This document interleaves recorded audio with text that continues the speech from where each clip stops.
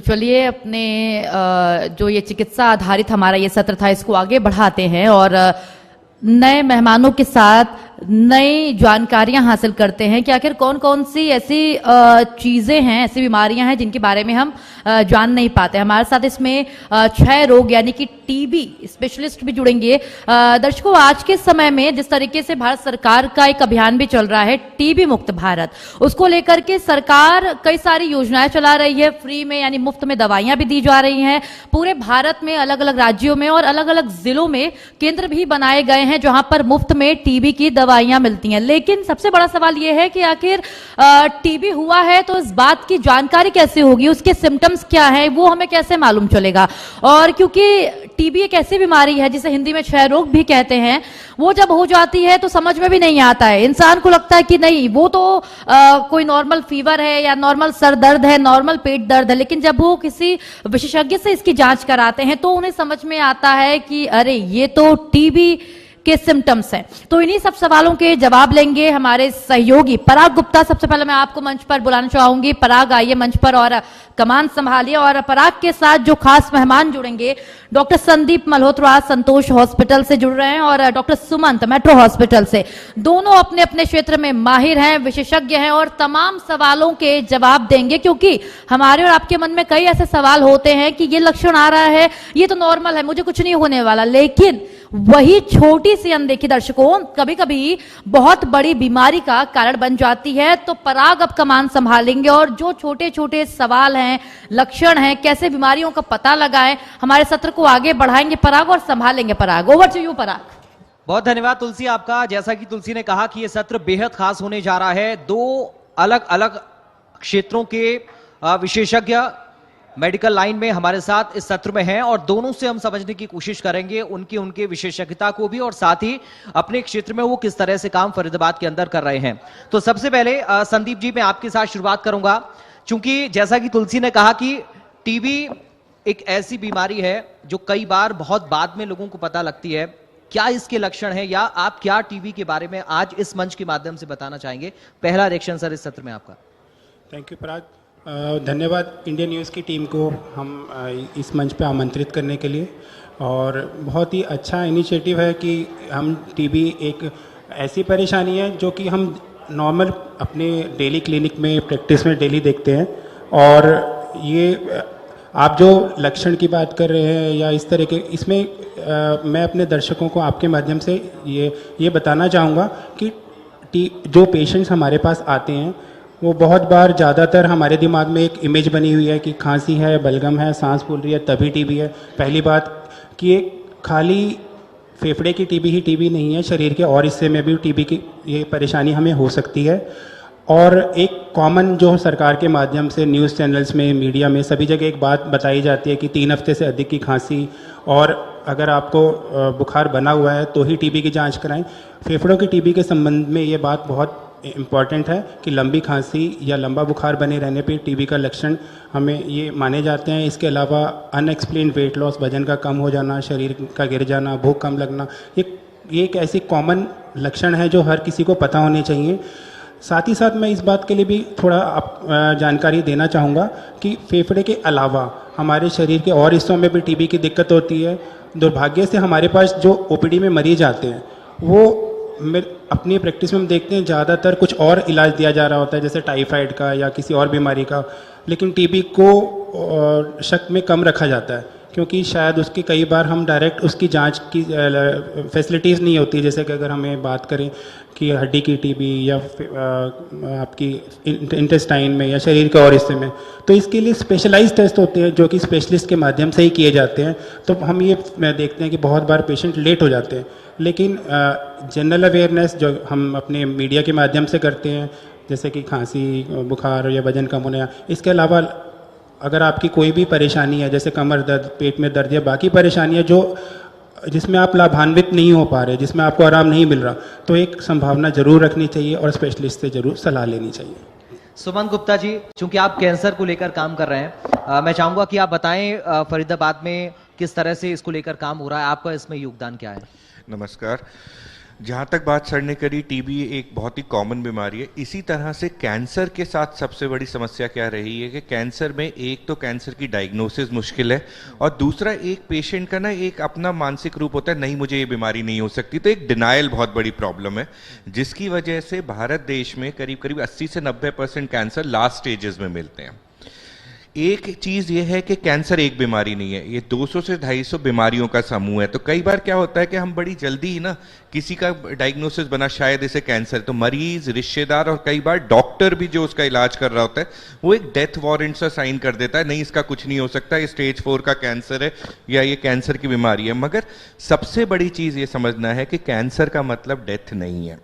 आज फरीदाबाद में पिछले 12 से 15 साल पहले फरीदाबाद का हर कैंसर का मरीज दिल्ली या बाहर जाता था। आज फरीदाबाद कैंसर रोग के इलाज में शायद सक्षम ही नहीं बल्कि नॉर्थ इंडिया के अच्छे टॉप सेंटर्स में से एक हो गया है। सो सबसे पहली ज़रूरत की बात यह है, cancer is not a death sign, it is a life which will go forward. करीब करीब नई दवाइयों से, खासतौर से इम्यूनोथेरेपी से, रोबोटिक सर्जरी से, रेडिएशन से, जो अच्छे सेंटर्स पे जैसे मेट्रो हॉस्पिटल हमारे यहाँ हैं, तो स्टेज 4 कैंसर्स के भी 30 से 40% पेशेंट बहुत लंबे चलते हैं या कई बार क्योर भी हो जाते हैं। तो cancer has totally evolved in last 3 to 4 years। यानी कह सकते हैं कि थोड़ा सा डर ज्यादा है कैंसर को लेकर, अगर हम सही समय पर इसको पकड़ लें तो शायद क्योर कर सकते हैं। बिल्कुल, जैसे मैंने पहले कहा कि कैंसर को एक मौत और कैंसर के डॉक्टर को ना वो यमराज का भैंसा माना जाता है, वो सच नहीं है। So cancer is a curable disease in today's era. ठीक है सर। संदीप जी, चूंकि प्रधानमंत्री टीबी मुक्त भारत की बात करते हैं तो ये बहुत समझना जरूरी है कि ये अभियान किस तरह से भारत के अंदर चल रहा है, और जरूरी है कि जब हम भारत की बात कर रहे हैं तो फिर प्रदेश की बात होगी, फिर जिलों की बात होगी। बहुत ही रेलेवेंट क्वेश्चन है। हमारे माननीय प्रधानमंत्री जी ने नेशनल टीबी एलिमिनेशन प्रोग्राम को लॉन्च किया था करीब करीब 3 से 4 साल पहले। 2025 में इसकी डेडलाइन रखी गई थी कि हम ये देश को टीबी मुक्त भारत बनाएंगे। ऑल्दो इसमें हमें काफ़ी हद तक सक्सेस मिली है और इसकी एक डेडलाइन को एक्सटेंशन मिली है। और 2015 से अगर हम बात करें करीब करीब 21%, 20 से 21% टीबी के केसेस में कमी आई है। ये एक शायद जागरूकता की वजह से, एक बेहतर डिटेक्शन की वजह से ऐसा हो पाया है। और इसको कामयाब करने के लिए या हमें चीज़ों को जोड़ने के लिए, जैसा कि किसी भी बीमारी के साथ हमें बेटर अवेयरनेस करनी पड़ेगी।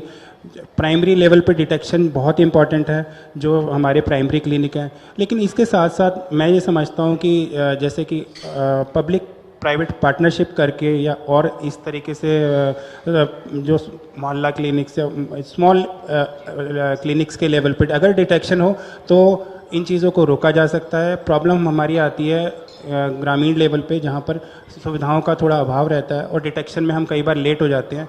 लेकिन अभी जिस तरीके से हम देख पा रहे हैं कि चाहे वो डॉट्स की बात करें कि हमें सरकार से मुफ्त दवाई दी जा रही है या दवाइयों को अपने सामने दिया जा रहा है, तो ये एक इफ़ेक्टिव तरीका है बीमारी को रोकने का।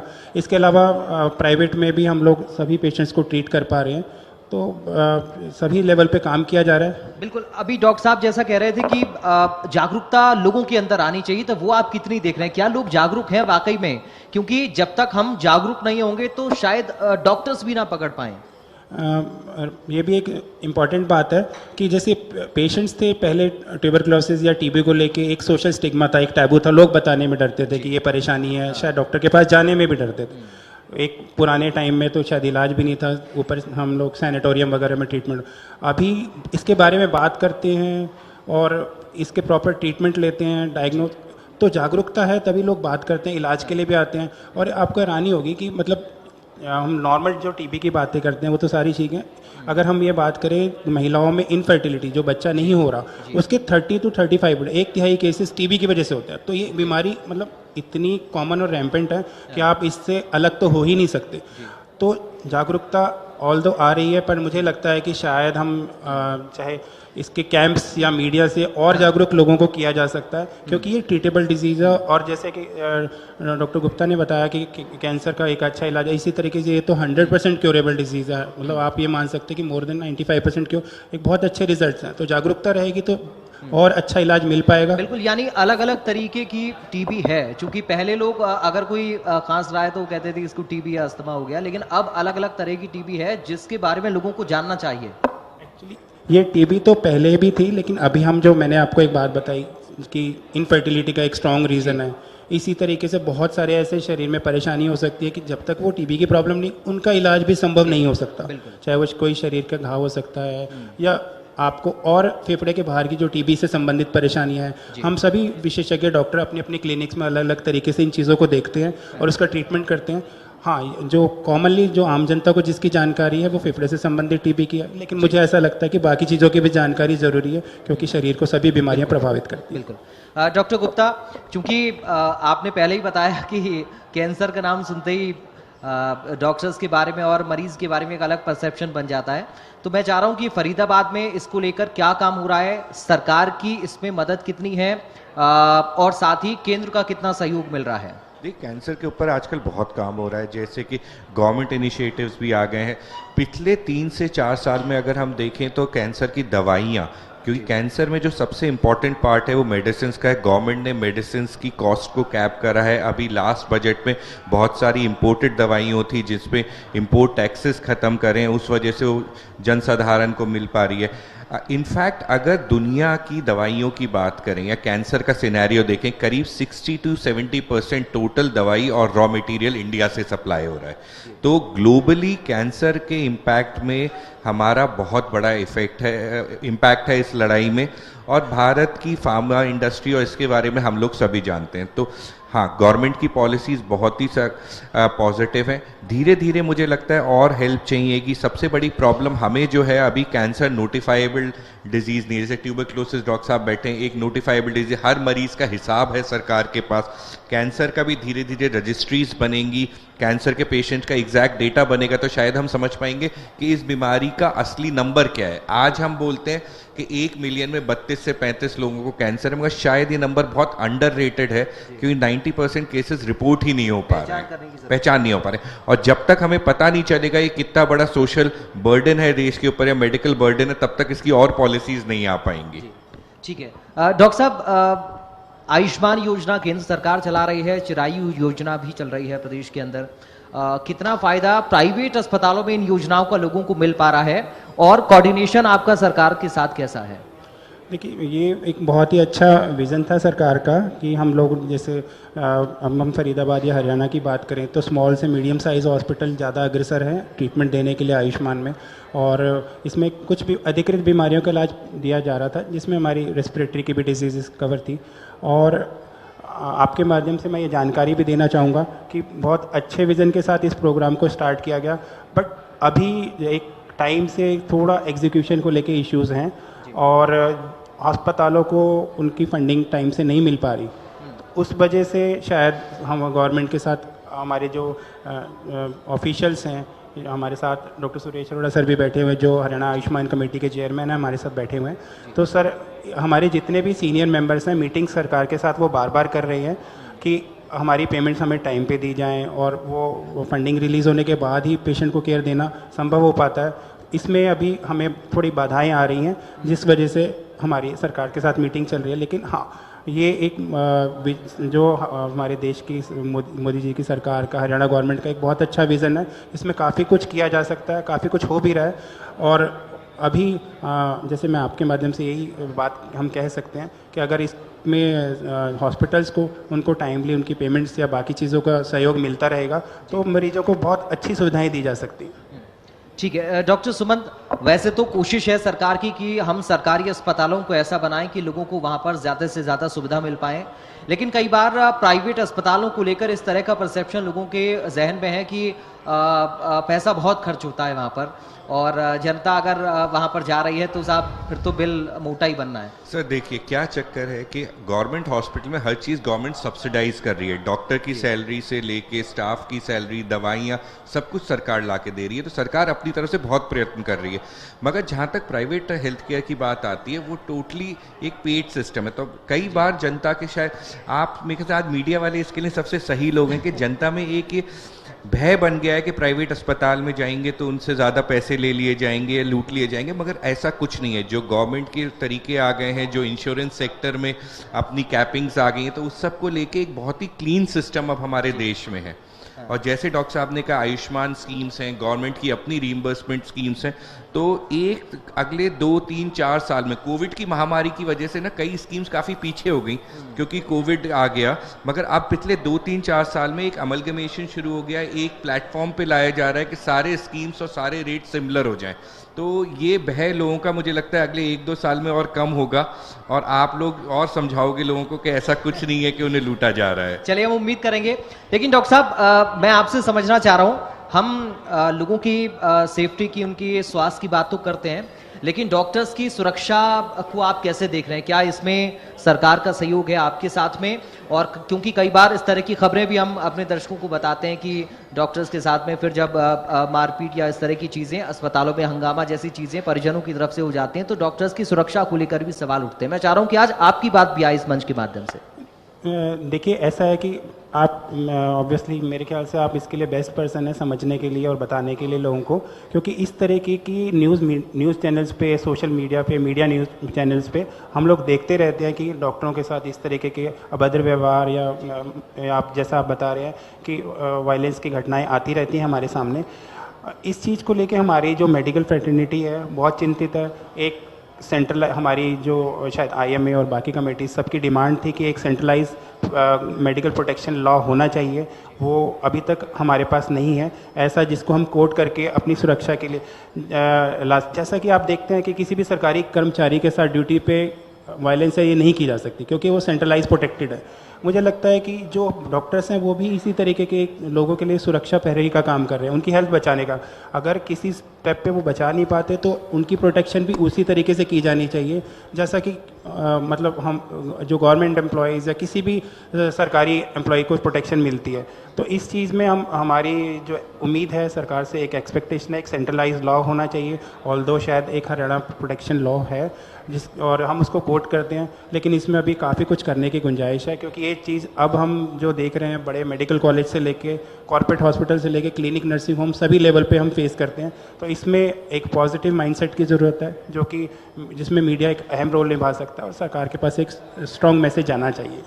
डॉक्टर गुप्ता, फरीदाबाद में आपको ऐसा क्या लगता है कि सरकार की तरफ से कुछ और बेहतर करने की ज़रूरत है? कोई एक आपको लगे कि एक ये ऐसा एक क्षेत्र है जिसमें हम और कुछ कर सकते हैं फरीदाबाद के अंदर? कुछ और संभावनाएं आपको लगती हैं कि सहयोग मिलना चाहिए सरकार की तरफ से? देखिए, अगर फरीदाबाद में मैं कैंसर की बात करूं तो शायद फरीदाबाद अब इतना बड़ा एक क्षेत्र हो चुका है कि यहाँ पे एक सरकारी डेडिकेटेड कैंसर हॉस्पिटल की ज़रूरत पड़ेगी जी। क्योंकि हमारे यहाँ बहुत बड़ा ड्रेनेज है, आसपास बहुत सारे गांव हैं, तो एक ड्रेनेज की एक बहुत बड़ा सरकारी कैंसर हॉस्पिटल, शायद जैसे गुड़गांव की साइड झज्जर आ गया है, दिल्ली में अपना दिल्ली स्टेट कैंसर हॉस्पिटल है, तो फरीदाबाद पलवल की साइड भी शायद समय के साथ सरकार को देखना पड़ेगा कि एक डेडिकेटेड कैंसर हॉस्पिटल जहाँ रेडिएशन की सुविधा और सब कुछ जनता को मिल पाए।